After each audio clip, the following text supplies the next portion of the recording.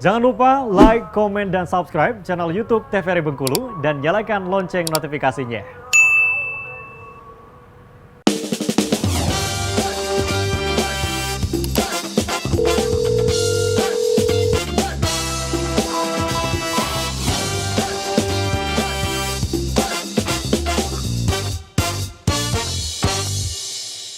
Ya pemirsa, kembali lagi tentunya di Dokter Kito. Tadi juga kita sudah banyak sekali nih membahas mengenai bahaya rokok konvensional dan juga elektrik. Nah juga kita punya beberapa pertanyaan nih dokter dari Instagram. Dan buat teman-teman juga yang ingin bertanya juga bisa menanyakan di Instagram kita di @tvri_bengkulu. Nah, tapi kayaknya sebelum itu dokter Bella ada pertanyaan nih, boleh dokter?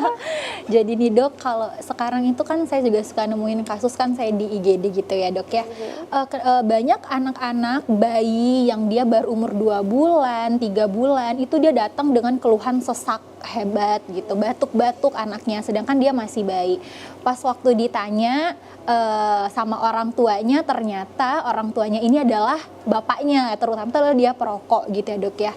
Nah emang ada gitu kaitannya dari si anak bayi ini yang dia datangnya sesak dengan bapaknya itu yang memang perokok seperti itu dok. Kenapa? Padahal kata si bapaknya, biasanya pasiennya bapaknya itu bilang, saya udah nggak ngerokok nih di rumah, saya udah nggak ketemu anak saya gitu, anak saya kayaknya udah nggak kena asap rokok gitu dok. Tapi nyatanya anaknya banyak yang datang dengan sesak seperti itu.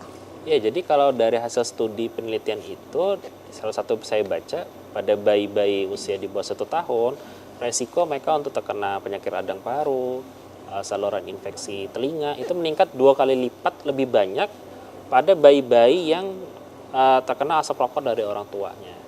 Nah, jadi dari hasil penelitian, asap rokok itu ternyata pada ruang tertutup itu dia masih bisa bertahan 2-3 jam.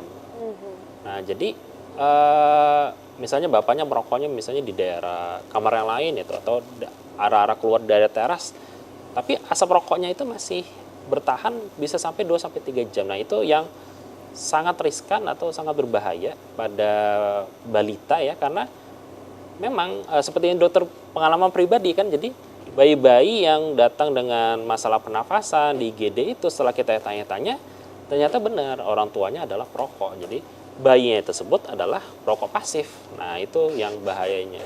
Untuk pencegahannya sendiri dok, apakah bapaknya sama anaknya atau misalnya kita sebagai perokok pasif kan, misalnya istrinya juga yang di rumah itu yang harus dicegah perokok pasifnya kah atau sebenarnya si perokok aktifnya ini gitu? Kalau kita tanya ada nggak sih program untuk mencegah gitu kan pada perokok-perokok pasif, jawabannya sih tidak ada ya.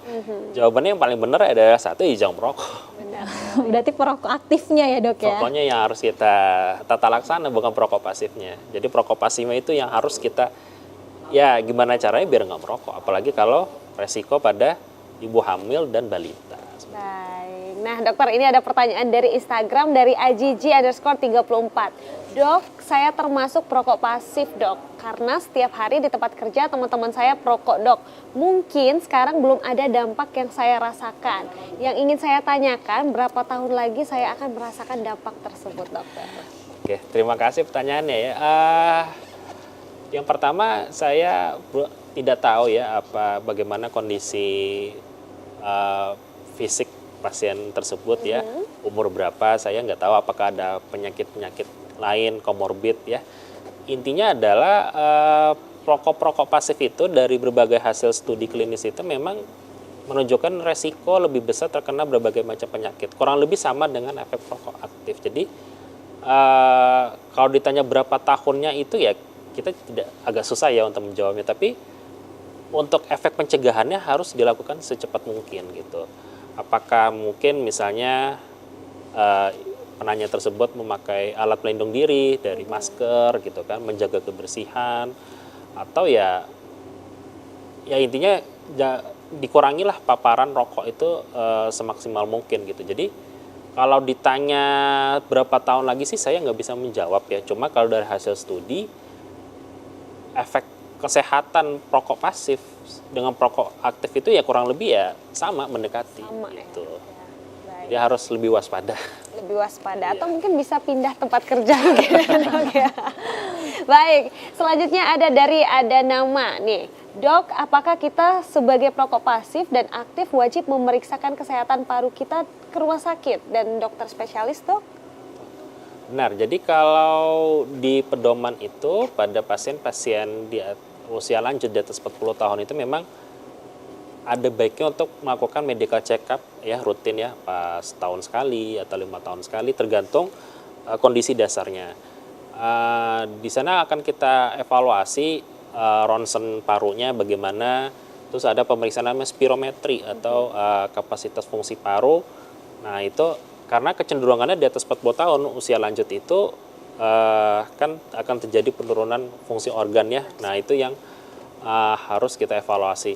Nah pada perokok-perokok aktif, perokok pasif atau mantan perokok gitu ya, apakah harus periksa rutin gitu ya? Jawabannya iya. Ya, karena itu tadi saya bilang resiko terjadinya penyakit kan lebih tinggi ya pada perokok aktif dan perokok pasif. Jadi ya kalau bisa memang dia melakukan medical check up mungkin misalnya setahun sekali atau 5 tahun sekali tergantung apakah ada kelainan-kelainan lain ya itu sangat bagus ya. Baik. Jadi memang harus sesegera mungkin ya, Dok ya, dicek gitu. Nah, next juga masih ada pertanyaan nih, Dok, kebanyakan dari kita ke dokter spesialis itu ketika sudah ada gejala nih. Apakah kita juga wajib melakukan pemeriksaan ke dokter paru sebagai antisipasi agar kita terjadi dampak akibat asap rokok yang kita hirup ketika berada di dalam ruangan yang ada orang-orang perokok? Jadi hampir sama ya, Dok ya. Dengan pertanyaan pertama tadi ya, jadi mungkin gini ya, saya tekankan lagi, perokok pasif dengan perokok aktif itu kurang lebih efek sampingnya kurang lebih sama. Kalau ditanya, jadi ya harus lebih waspada ya, pakai masker, jangan di ruang tertutup gitu kan. Karena efek sampingnya yang timbul di perokok aktif bisa juga timbul di perokok pasif dan itu sudah terbukti studinya.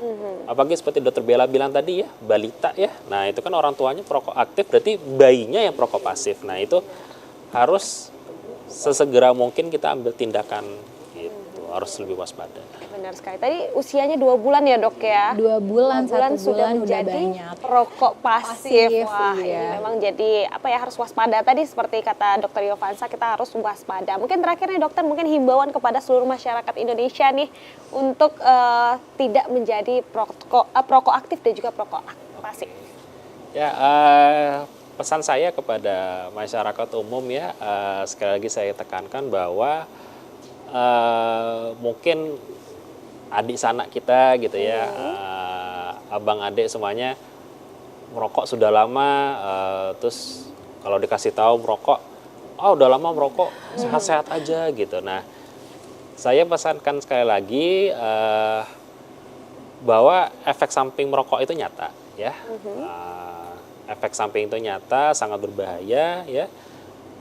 Resikonya timbul lebih tinggi pada perokok dibandingkan non perokok. Nah, jadi yang harus logikanya ditanamkan pada masyarakat itu adalah kalau nggak merokok aja masih bisa terkena sakit paru, apalagi perokok. Mungkin tidak sekarang, tapi di kemudian hari bisa. Jadi stop merokok dari sekarang, lindungi diri kita bersama, lindungi orang-orang sekitar, lindungi keluarga. Ya semoga bisa menjaga kesehatan kita semua.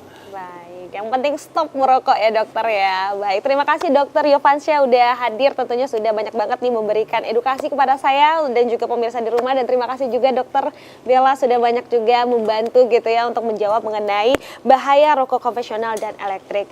Jadi pemirsa juga jangan lupa saksikan terus Dokter Kito setiap hari hanya di TVRI Bengkulu. Saya Viva Mansyah pamit undur diri, sampai jumpa.